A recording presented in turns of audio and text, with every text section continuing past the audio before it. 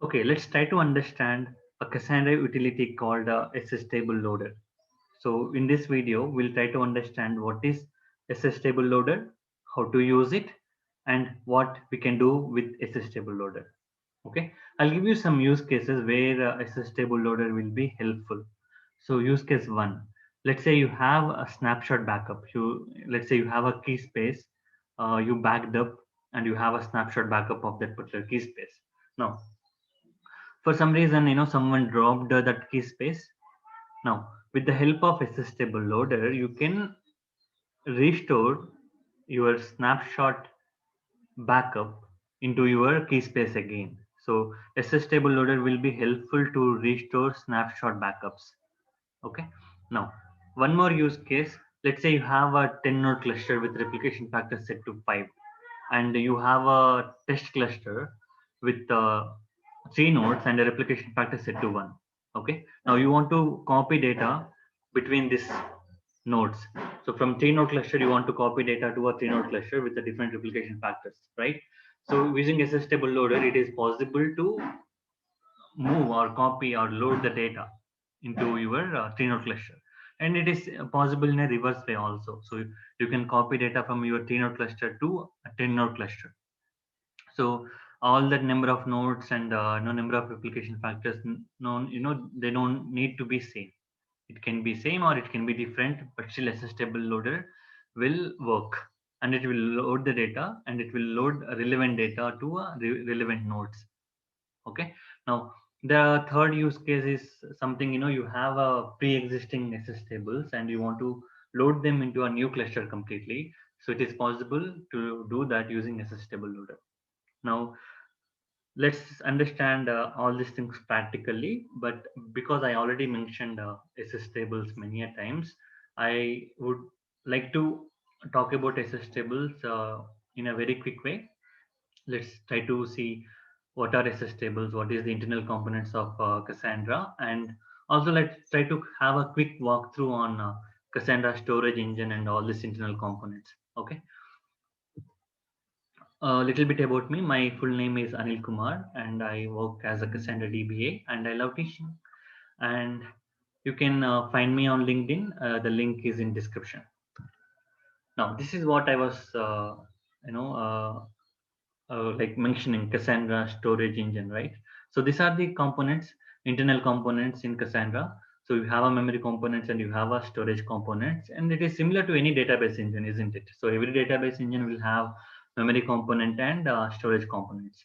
Now, what is so special about Cassandra is the uh, underlying storage model. So basically, Cassandra uses log structured merge tree storage model, which are known for high write throughput because of the append only storage engine model they have.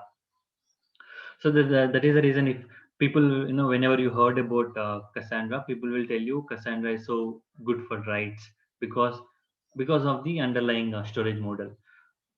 And so it is important to understand what happens when a node receives a write operation. Okay. Now, so when you write data into a node, the data first goes into commit log. So very thumb rule, commit log is the first place where your data will goes in. Now commit log is a append only storage structure. Okay. Now whatever you do, it will just append to that commit log. So almost at a similar time, like it goes into the mem table. Mem table is a place where data will get stored in a sorted order. Depends on your clustering columns, whatever you are using at table level, right? So commit log, it just appends, and at the mem table it will sort the data, right? Now commit log is the way Cassandra manages its crash recovery concept. So that is the reason it writes into the commit log first, so right ahead, right? Now for some reason, if node get crashed and the data is not reached your mem table, it is possible to replay using your commit log. So it is exactly similar to your redo logs in Oracle if you are from Oracle background, and if you are from Postgres, it is similar to your WAL, write ahead log buffers. Okay. Now So the data, whenever you write data, it goes into the commit log and it goes into the mem table. Whenever that mem table threshold reaches to a certain number, the data gets flushed into a component called SSTable. And now SSTable is a storage component again. Now once the data is written to the SSTable, which is the final destination for your data, whatever you have in your commit log and mem table will get wiped out. Okay, once the data is written into the SSTable. Now you need to understand one point: SS tables are immutable, meaning once the data is written into the SS table, you cannot modify it. Okay. Now you might be asking me what if I want to update some rows in that particular table, right? Now you need to submit those update queries again, and whenever the node flush happens, or whenever that mem table data gets flushed into the disk, it will return into a new SS table. So it is possible for a single table there will be more number of SS tables. Okay. Now you might be asking me, so every time I read the data, will it read from all this SS table? Answer is yes. Yes. So that is the reason, right? I mean, reads are not that quick compared to your writes. So I write, everything is designed in Cassandra to write so quickly. Oh, so ultimately, you are getting benefit at a write level. So obviously there are some sacrifices on your reads. But don't worry, there is a process called compaction, which will merges all these SS tables into one SS table. And there are like other components called SS table index, Bloom filter, which will make your reads also faster. Okay. Now let's quickly see this practically. So what I do is I'll create a key space, then I'll create a table, then load some data into the table, and we'll see how that flush everything happens. So to demonstrate that, I have a three-node Cassandra cluster up and running. Let's quickly see what is the status. So node tool status is the command to see the current status of your nodes. So I have, it is up and running on my AWS account. So it's a three-node cluster.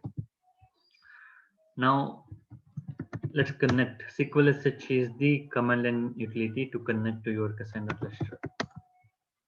And if you notice, I'm using a tool called MobileStrum to connect to my Cassandra cluster. So it is very handy tool. I'll very highly recommended you know tool to connect to your Cassandra cluster, especially for Cassandra, because you have option to run the same command at the same time. There are so many other options also, but yeah, very good tool. So let's focus on what we are doing here. Okay, so I created a key space and I created a table, and let's quickly use that key space and load some data.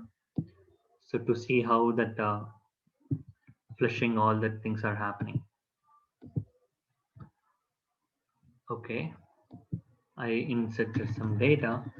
See if you notice, this data won't be sufficient for the mem table to flush, right? Very small, a few rows only you got inserted, right? So to do that, I need to run a command like node tool flush. So like manually, I'm flushing the data from mem table to your SS tables. So whenever you do that, now clear this and let's. Okay, so this is the directory structure where I keep my data directories. Okay, so whenever you create a key space, you will see a folder called, with the same name what you have for your key space. Now you created a table. For that table there is a unique folder name given. Now if you notice here, I was telling you, right, the mem table data will get flushed into SS table. So you might be asking me now, where is that SS table? So this is the SS table. So SS table is not a single file, collection of all these files. You call it as a SS table. Okay, now why we have that many number of files, right? Because that is how it works. Every table will have its own job. So if you see, the actual data will be stored in this particular file. So I have a slide to explain that particular piece. So see, the data.db is the file on your SS table which will store actual data, and index.db file, if you notice, index.db file which contains the positions of your partitions keys inside the data.db file. Summary.db, something like index on your index.db file. Filter.db, so I was telling a bloom filter, right? Bloom filter is will help you while you reading the data. It tells you whether that particular partition key is existing or not on the dot data.db file. So there are other files also. Compression info.db, which contains metadata of your offsets, and statistics.db stores the metadata about your SS table. Digest.crs32, it is a file which contains the digest of .db file. And toc.txt is a plain text, which will contain the components of your SS table. Now we got some idea, right? Now this is what SS table. Now to load using SSTableloader, at minimum you need to have at least these two files, data.db and index.db. Okay. Now I am clearing this thing. Now we got some idea on what at least what are SS tables, how they look, all that stuff, right? Now let's jump into our main SSTable loader concept. Let's try to understand how can I implement it. Like, so we'll try to do how to restore using SSTable loader, and we also see how can I move data between one cluster to another cluster. Now to demonstrate that piece,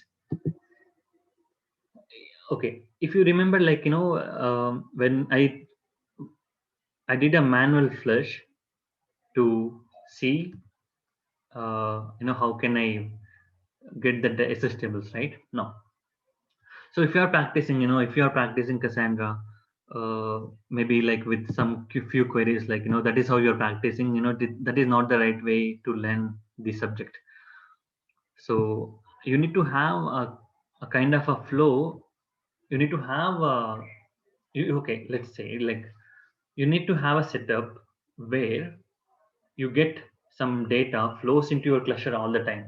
So that would be a better way of learning Cassandra, isn't it? See, now if you have an empty cluster and every time I want to practice some stuff, you are like writing some insert queries, deleting, and all that you're doing, that won't be uh, very advisable. So if you have a cluster, so if you have a setup where your data comes all the time into your Cassandra cluster, or like huge number of records are flowing into your cluster all the time, and you are getting lots of data into your Cassandra cluster, you have such setup that will give you more understanding about the internals. Okay.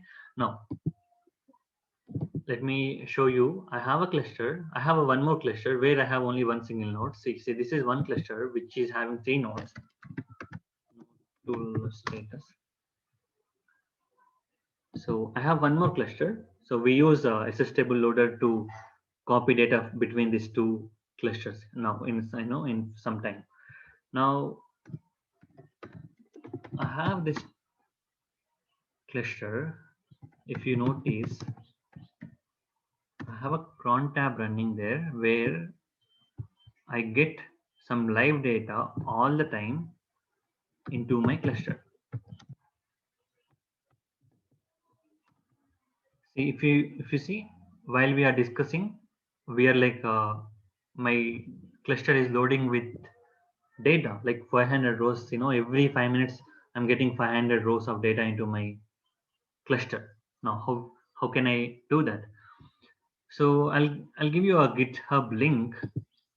uh, so if you notice, this guy is a very famous guy in the Cassandra community. He has written a Python Cassandra driver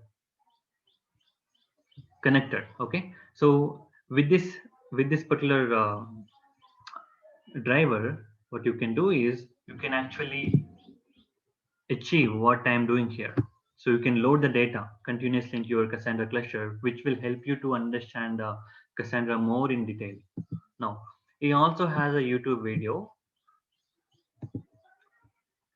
how which will describe, which will explain how to set up, how to use all these files to set up this particular setup. So I'll highly recommend you to watch this video and uh, go through this GitHub. Okay, let's switch back to our topic, SSTable loader. Now, what I want to do is here I want to move data. I want to copy data from this cluster to this 3-node cluster. Okay, now connect to this.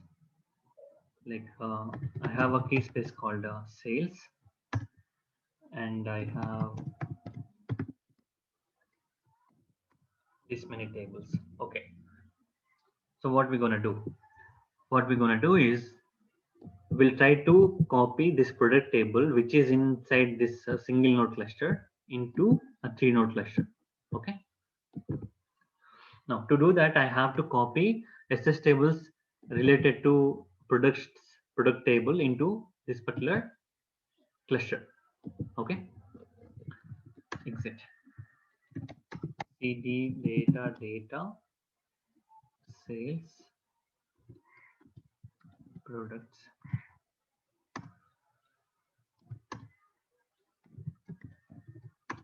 Okay, so these are my SS tables for this particular table. Now, if I want to load them, what I need to do is first I need to copy all these files into any of the node. Okay. Now, here is the point. Now, where should I copy? The directory structure is very important. Now, what to do is, let's say here. Okay. Now, so this is my source, right? Where I have key space called sales, product is my table, and this is the SS table. Now, on the target, you have to create this key space and same table, first of all. That is the prerequisite. Next, you have to copy this all your SS tables into this directory. So it can be any path, but it should end. The directory path should end with key space name and table name. Okay, so see, this is how I'm creating my directory. So it can be anything the beginning, but it should end with the key space name and the table name. So on the target, which is my 3-node cluster, what I do, I'll create a directory. Done. Now you just need to create it in one place. Okay, now what I do, I'll copy all these SS tables here. Right. So I'll copy all these SS tables from this cluster to my target cluster. Okay. I'll be putting all these commands in the description so that you can quickly use them. Yeah. Okay, done. So we copied the data SS tables into here. Done. Now we need to create key space and table name, right? That is the prerequisite. You have to do that, right? So on the target. So I'm connecting to the cluster and I'll create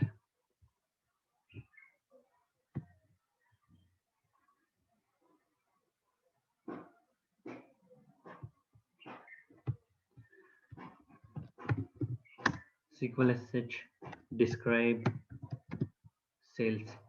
So remember your key space, there is no rule. You have to have same replication factor, right? Same number of nodes. So what I do, this is the key space and table. Okay, let's create them. I already took the metadata of my key space, okay, and the table also. So it should be sales. So I'm creating key space, and so with replication set to 1 only, you can have it 3. It can be any, the replication factor can be anything. Okay. Now,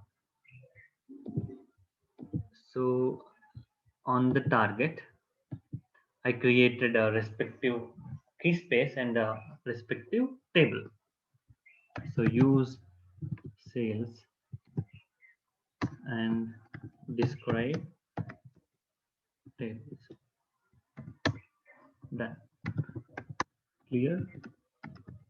Let's start from.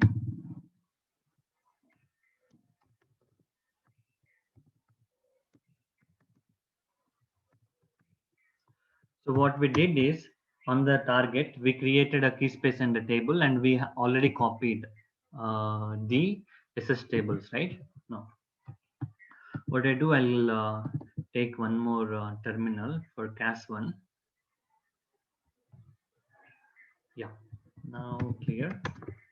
Now, where SSTableloader is the utility, right? So that will be available. So that available will, okay, that particular tool will be available in this particular path. So you have to look into your Cassandra home, then look for tools, then bin. So there are good number of SSTable utilities, and today we are talking about SSTable loader, correct?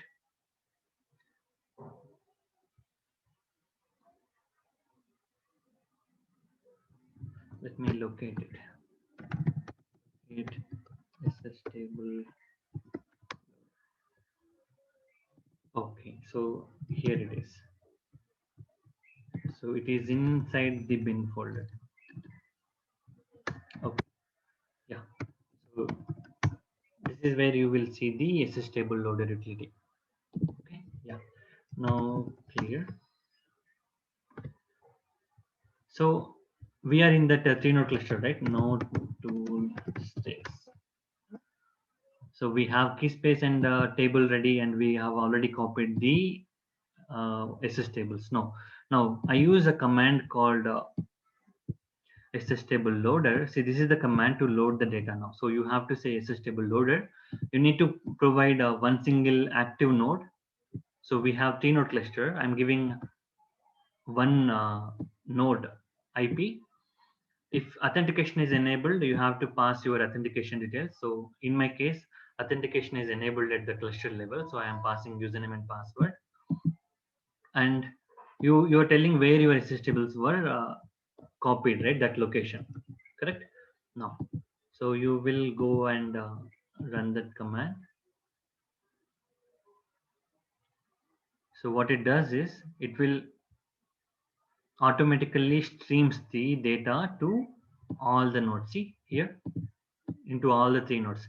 So it will not simply load the tables, SSTables, whatever you have it in that location, in this location. Yeah, so here you have the SSTables, right? It will read them, and it will distribute them according to your number of nodes. Okay, so you see, this is done. Now if you go here, and if you say select count star from products, you see all the data was loaded.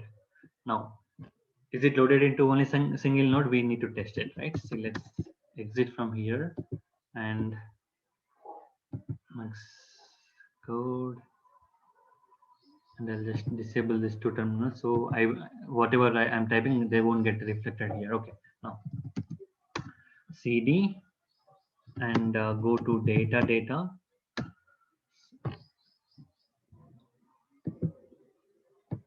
So what I do, I'll just close other terminals so you guys can have a better understanding. Okay, now, so sales is the key space. It got created, good.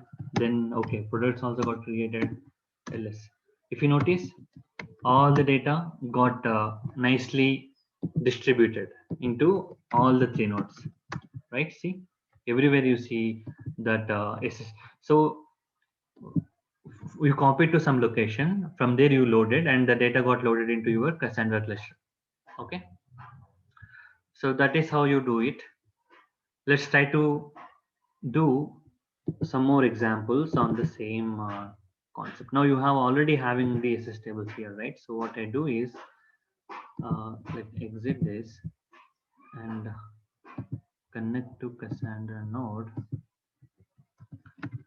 equal sh and clear everything. What I do, I'll truncate the table, products table. Okay, there is no table word. So truncate that table. Okay, first of all, I have to be in the sales KEYSPACE. Truncate products. Okay, now let's open the terminal. One more same node and another terminal. What I do is like, there are various options how you want to load it. See, if you want to see the more progress, you need to use verbose, okay, in your statement.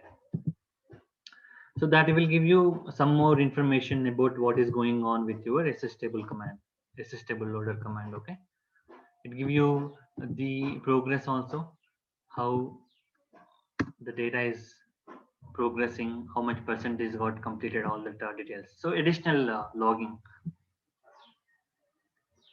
right? So the data got loaded. I'm just truncating again. Okay, I'll show you if you let me show you count whether it's loaded or not. So products, the data is loaded and I'm truncating one more time. So if you don't want to see that progress, you can even hide it.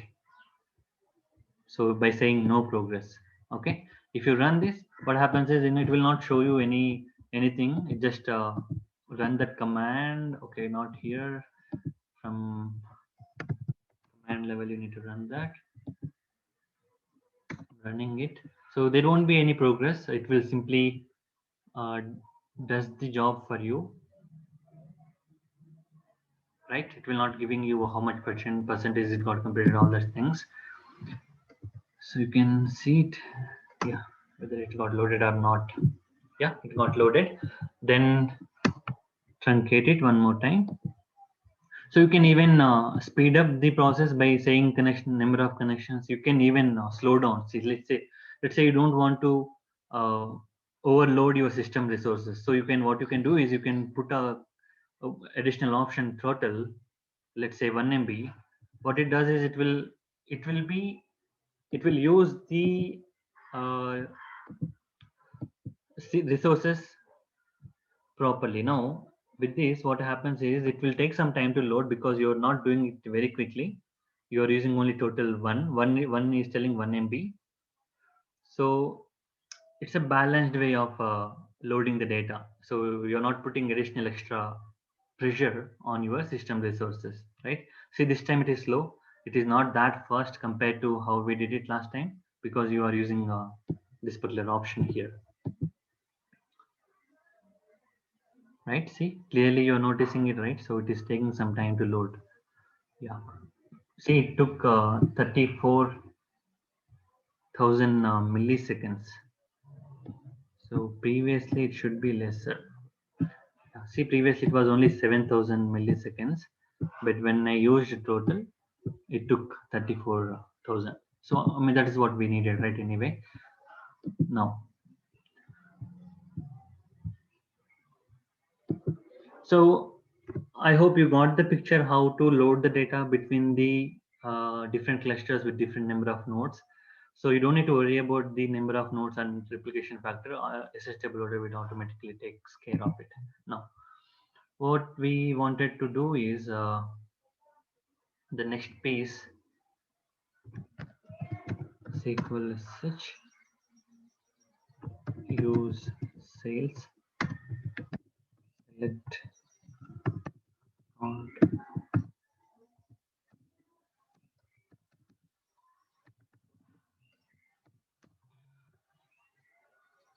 Yeah, now we have the data. So now we saw the one use case. Let's say how can I restore it, right? Now what I do is I'll take the backup of of this particular sales KEYSPACE. So let's do that.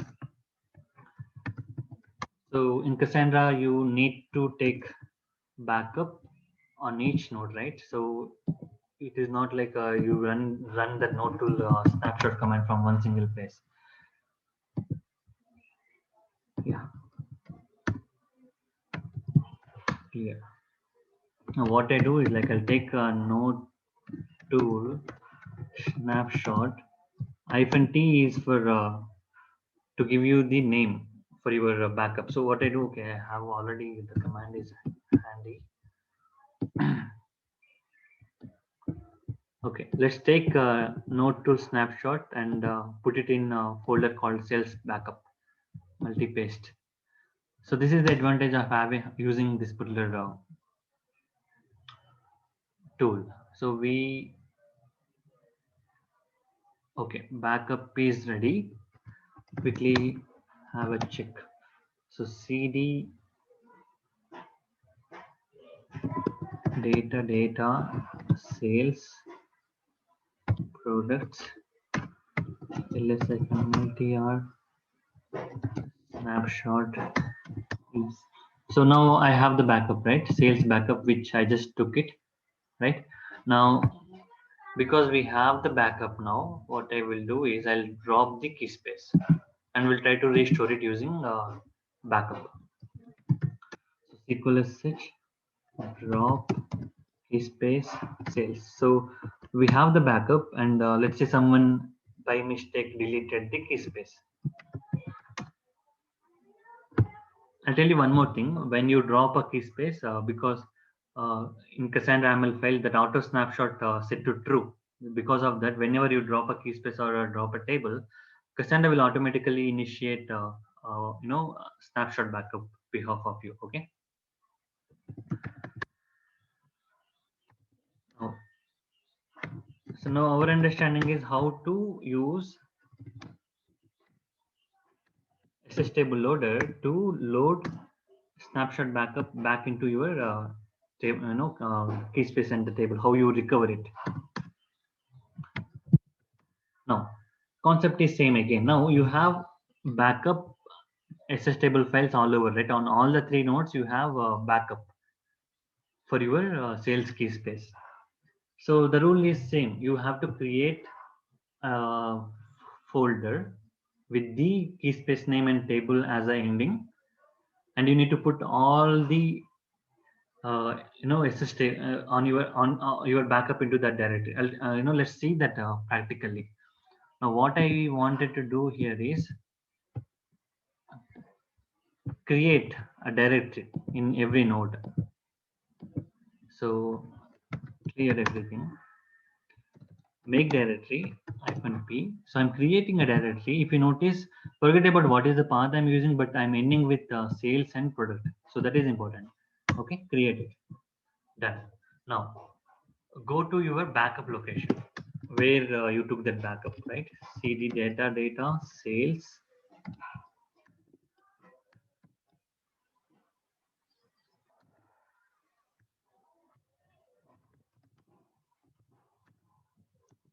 cd data sales products. Okay, then snapshot. Yeah, so this is where you have your backup, right? For the sales key space. Let me. Yep. Now, what you need to do is you need to copy your snapshot backup into the folder which you created in every place, right? So what I do is, let's take pwd. So this directory is common in every place. You will see this directory, and there you have a sales key space backup. Now, so what I'm doing is I'm copying the backup data of each individual node into that particular folder. So you need to run this command all over. Multi-paste. Okay. So now go to this folder. Now you copied backup, right? You copied the snapshot backup into this particular folder, correct? Because every individual node will have its own backup, so you have to copy that backup into this node, in every node, every place. Okay, I hope that is clear. Now you need to load one by one. Now let's, what I do is I'll open one more node to see the progress, how it is going on. SQL SH. So you have to create the sales keyspace, and first of all you have to create, I mean that is the minimum thing, create the keyspace and table first. Then use sales, select on start from products. So as of now, nothing, right? Clear. Now, so we'll load this backup from Cas1.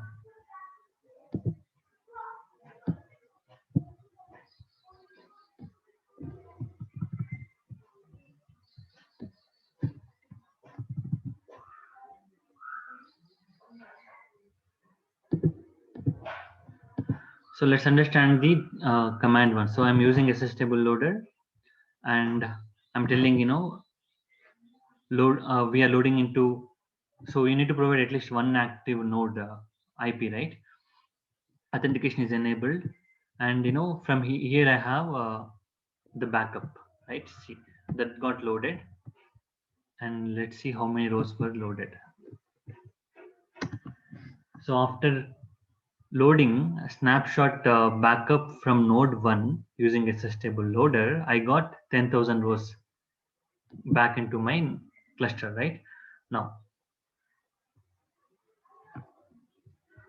so you need to run the same command in all the places. So I'm here also we have a similar. So here also you have data on the same folder. So I'm telling, okay, you need to provide one IP. It can be any IP. So you're telling, whatever you have in this particular folder, you are loading them into the cluster.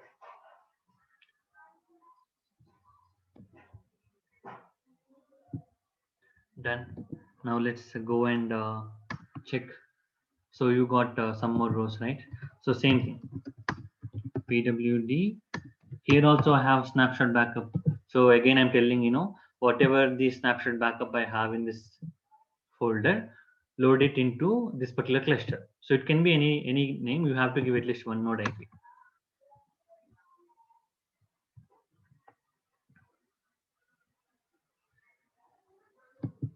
Yeah. So now you go and check this thing. Yeah. Now you got all the rows back into your keyspace, right? So using SSTableloader, you can even quickly restore your snapshot backup. So we see the use cases right now. You can copy data between one cluster to another cluster. You can even load. You can even restore your backup snapshots into your cluster, right?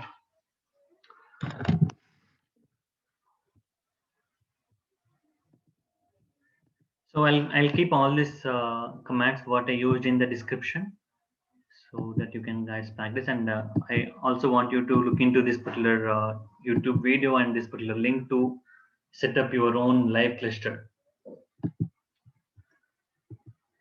Okay, so that's it. Thank you. If you have any doubts, please put it in the comments. I'll try to answer them. Thank you so much.